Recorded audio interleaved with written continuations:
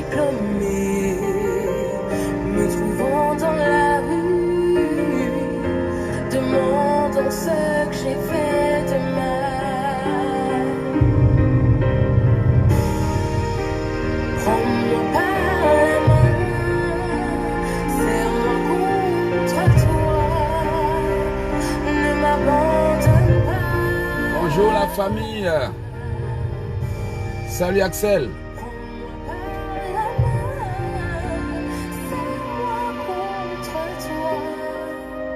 Ne m'abandonne pas. J'ai certainement trop parlé à ceux qui m'aiment et qui ne m'aiment pas, pour tout ce que j'ai fait qu'ils n'ont pas. Aujourd'hui je sais, Seigneur, je passerai par toi. Il n'y en a qu'un. Je sais que c'est toi. Prends-moi par la main, serre-moi contre toi, ne m'abandonne pas. Bonjour à la famille, bonjour à tout le monde.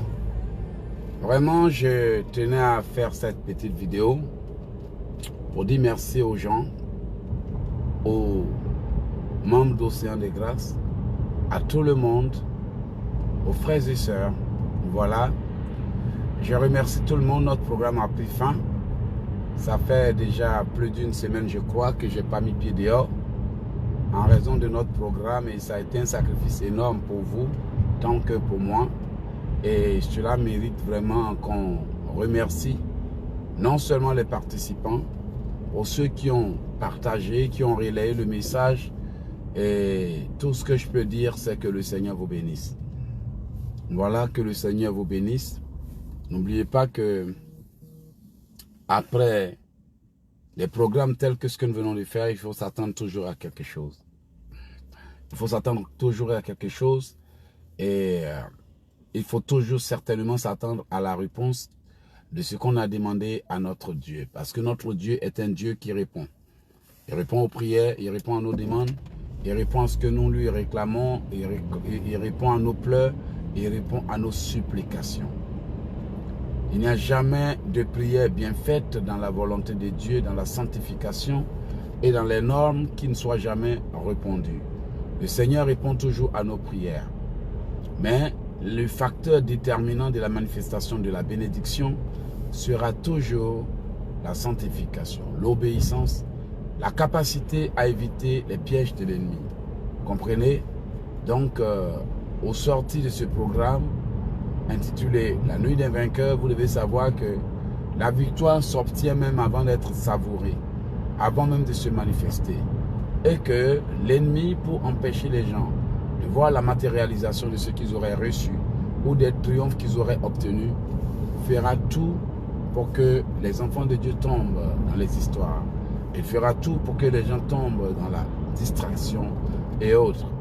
J'aimerais donc avertir les uns et les autres pour leur dire de faire attention, parce que l'ennemi ne se laissera certainement pas faire. Mais c'est plutôt à vous de mettre tous les moyens en œuvre pour pouvoir voir ce que vous avez demandé. Maintenant que vous aviez fini le programme, n'oubliez jamais qu'il y a ce que j'appelle le pas après la prière. Parce que beaucoup de gens, ils prient, ils intercèdent, ils pleurent devant Dieu, et puis c'est à ça seulement que cela se limite. Juste au fait de prier, d'intercéder, et puis bon, en fin de compte, on attend pendant des années et il n'y a rien qui se passe. On attend et il n'y a rien qui se manifeste. Pourquoi? Parce qu'on se contente de prier, et après la prière, on ne prête pas attention aux moindres détails, aux signes, aux choses qui pourraient vraiment nous permettre de facilement entendre ce que Dieu dit. Donc, comme nous venons à peine de finir notre programme intitulé La Nuit des Vainqueurs, pour voir la manifestation de votre victoire, pour voir la réponse à vos prières, pour recevoir ce que vous avez demandé, n'oubliez pas que il faut maintenant un temps d'observation, un temps d'étude, un temps d'analyse, un temps de réflexion, d'où vous savez que le Seigneur pourra vous parler à tout moment. Parce que, bien aimé, si nous parlons à Dieu, c'est que Dieu aussi nous parle. Si nous nous posons des questions, c'est pour qu'il nous donne des réponses. Si nous voyons des choses en rêve, nous devons les analyser. Si nous entendons des choses, nous devons les analyser.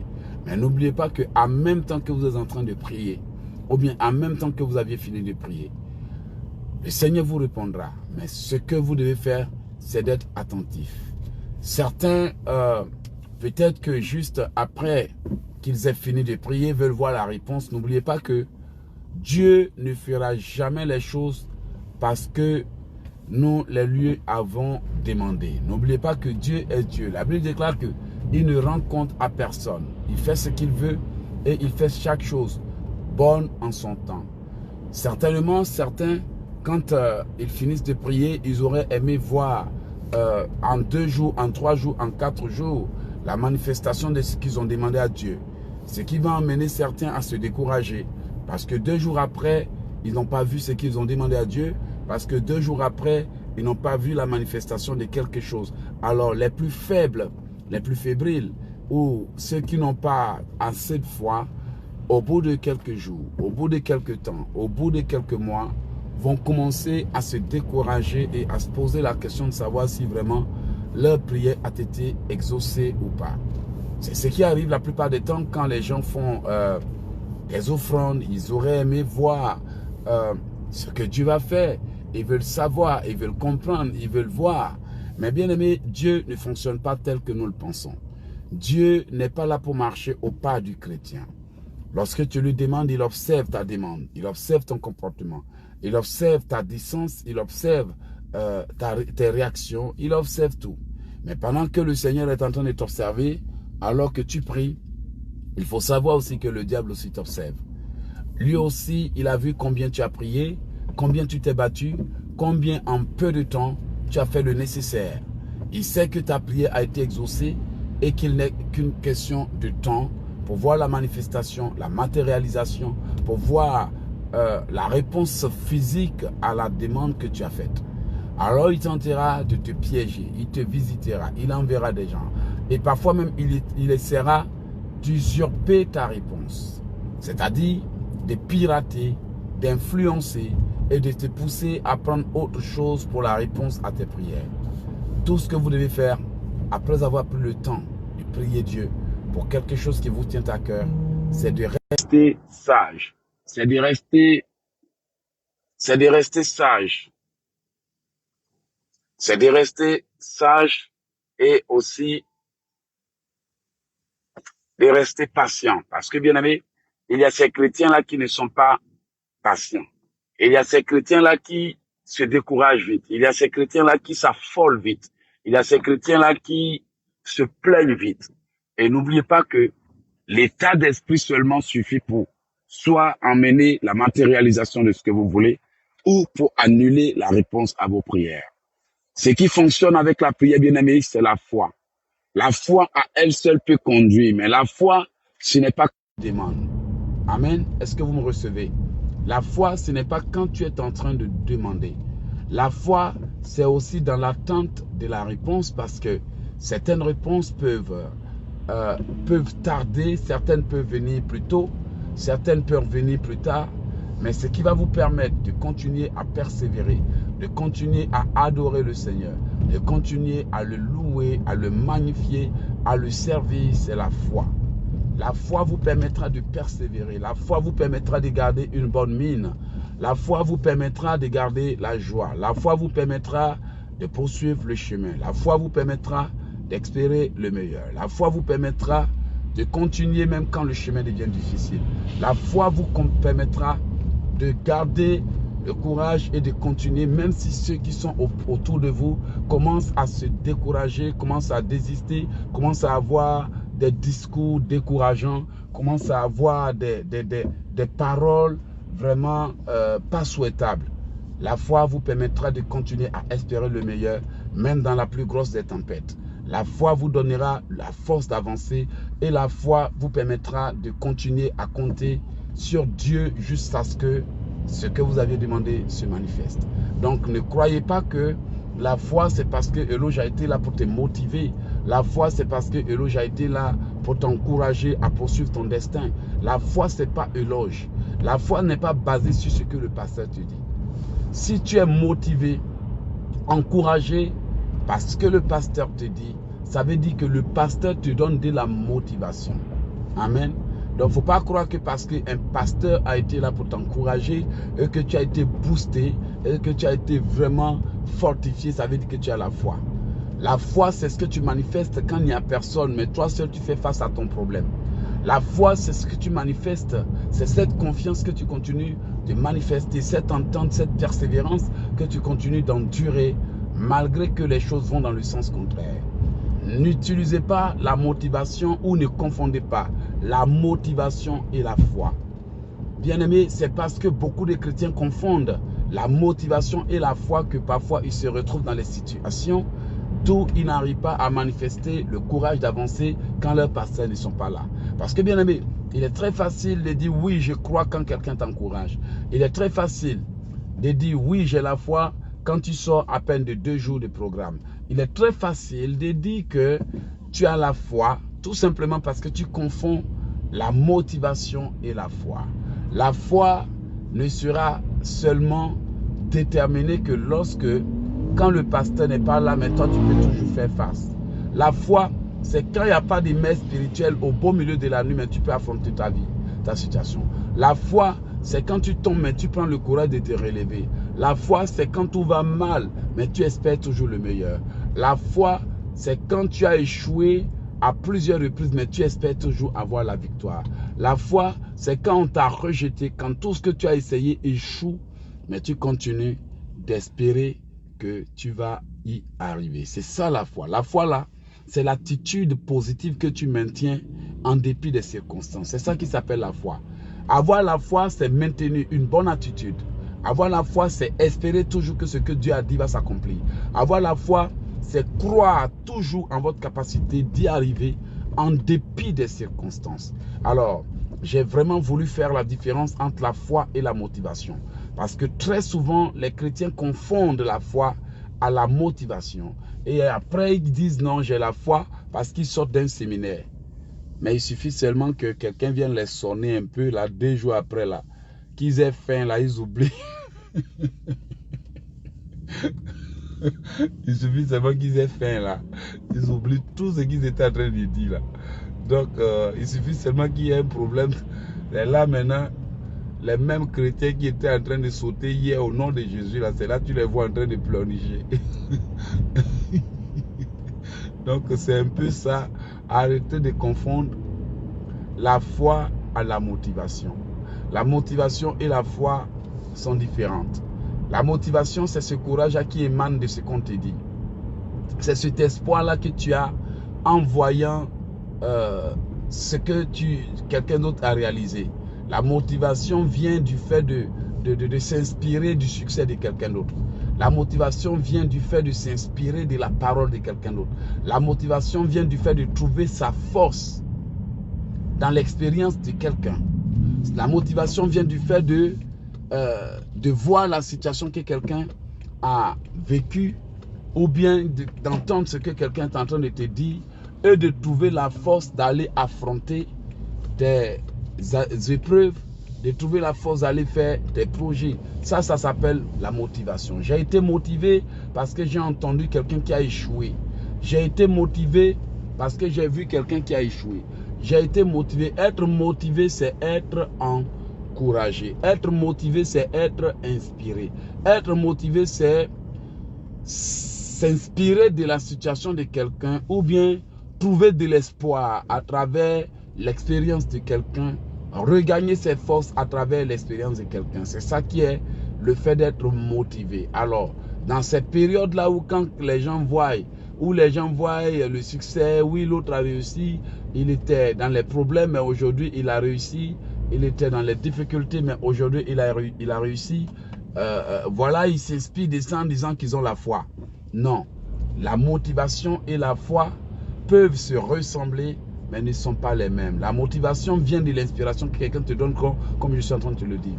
Mais la foi, c'est ce courage-là que tu manifestes malgré que tout le monde te refuse. La foi, c'est que tu continues d'espérer malgré que tout va dans le sens contraire.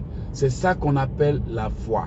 La foi, c'est que tu continues de garder le courage malgré l'âge qui avance. La foi, c'est que tu continues de croire en Dieu, d'espérer en sa promesse malgré que tout va de travers. La foi, c'est ce courage-là que tu vas manifester face au danger, face à la peur, face aux circonstances douloureuses de la vie, face à l'abandon, face au rejet. Ça dit que tu sors d'une situation périlleuse, mais dans ton entendement, tu te dis, je vais y arriver. Tu es en train de traverser des moments difficiles, mais dans ton esprit, tu te dis, ça c'est temporaire. Tu es en train d'expérimenter des choses vraiment pas gentilles, pas douces, pas intéressantes, mais en toi, rien ne peut t'enlever l'idée de réussir. Ça s'appelle la foi. La foi, c'est quand rien au monde ne peut te faire changer de position. La foi, c'est quand rien ne peut ébranler ta croyance en ta capacité de réussir. C'est ça la foi. La foi, c'est quand aucune parole ne peut t'enlever la confiance que tu as en toi. La foi, c'est quand rien ne peut te faire voir le contraire par rapport à ce en quoi tu crois. Tu as la foi quand tu sais que coûte, ça va arriver. Tu as la foi quand tu sais que malgré tout, tu vas y arriver. Ça veut dire que tu as la foi quand plus rien ne va. Quand il n'y a plus rien, mais tu gardes une attitude positive selon laquelle tu te dis, je vais réussir. Ça s'appelle avoir la foi.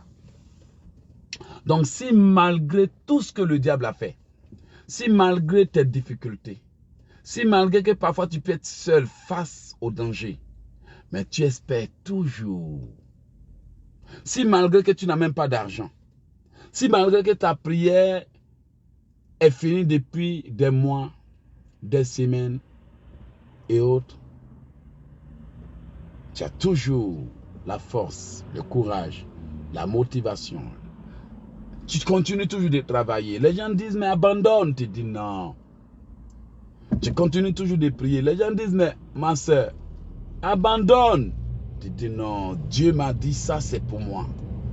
C'est ça qu'on appelle la foi. La foi, c'est le courage que tu vas démontrer, la persévérance que tu vas démontrer, l'endurance que tu vas démontrer, mais sans toutefois perdre cette idée selon laquelle tu te dis, tout est possible. Tu manifestes ce courage en croyant toujours que tout est possible. Tu continues d'avancer malgré la tempête en croyant que tout est possible. Tu ne désistes jamais, tu ne te décourages jamais, tu ne te laisses jamais abattre. La frayeur peut survenir, mais parfois ce n'est pas assez pour t'enlever l'idée selon laquelle tu crois que tu vas réussir. Ça s'appelle la foi. Alors, si tu es quelqu'un qui est encouragé quand tu sors des séminaires, de l'église et autres, mais quand tu as un problème, tu te mets à pleurnicher. Quand tu as prié 2 jours, 3 jours, 4 jours après, 1 mois, 3 mois, et tu continues, tu te mets à paniquer. Si tu es motivé par un pasteur et tu es en train de prier, au lieu d'avoir la foi, tu te dis, bon, je suis en train de prier, mais j'ai entendu ce pasteur-là, ce qu'il a dit là, j'ai l'impression que c'est lui qui a la solution. Et là, maintenant, tu commences à chercher le pasteur comme s'il était ton Dieu, au lieu de manifester la foi. Tu es en train de prier le matin, tu prends le téléphone le soir pour appeler le pasteur.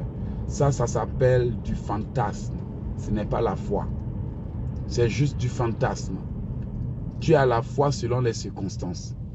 Et tu n'en as pas selon les circonstances. Voilà. Tu crois quand on t'encourage. Et après, quand il n'y a personne, tu crois que ton salut dépend des êtres humains. Ça là, ça ne s'appelle pas avoir la foi. Donc voilà, d'habitude vous avez entendu ayez la foi, mais aujourd'hui je vous ai défini et je vous ai démontré c'est quoi la foi, comment la démontrer, comment savoir si oui ou non vous avez la foi ou pas, comment savoir si malgré tout vous avez la foi, ou bien comment savoir si ce que vous aviez ressenti n'était rien d'autre que de la motivation que vous avez confondu à la foi. N'oubliez pas, après les prières, comme je l'ai dit, le pas après la prière consistera à demander à Dieu une direction divine. Le pas après la prière consistera à demander à Dieu une orientation. Le pas après la prière consistera à demander à Dieu de vous emmener là où vous aurez la réponse à vos prières. Ou bien si c'est l'individu, les choses que vous aviez demandées qui viendront elles-mêmes à vous, là vous demandez à Dieu de créer la circonstance pour vous les emmener. Mais surtout, ne restez pas chez vous bras croisés à ne rien faire et à espérer de voir votre vie changer. Ça s'appelle se faire des illusions. Se faire des illusions. Ne vous faites pas d'illusions. Soit vous aurez besoin d'aller là où le Seigneur veut, ou vous aurez besoin de faire quoi? De demander à Dieu d'amener les choses vers vous. Ayez la foi et non la paresse. Ayez le zèle et non la faiblesse. Voilà, ça a été vraiment un plaisir pour moi de vous encourager. Je vous ai accompagné pendant 11 nuits. Ça a été un défi. Ça a été une bataille. Ça a été comme une guerre spirituelle. J'ai vu les résultats et j'ai vu les signes. J'ai vu les manifestations et j'ai eu vraiment des visions. Que le Seigneur vous bénisse. N'oubliez pas, vous devez avoir la foi. Car Dieu ne répondra pas à chacun selon la même durée de temps. Certains ont peut-être vu la réponse à leur prière. Certains ont déjà eu la solution à leurs problèmes. Certains ont déjà eu la réponse à leurs demandes. Mais ce n'est pas parce que pour vous va tarder quelques jours, quelques heures, quelques semaines, voire quelques mois, que cela voudrait dire que le Seigneur ne vous a pas exaucé.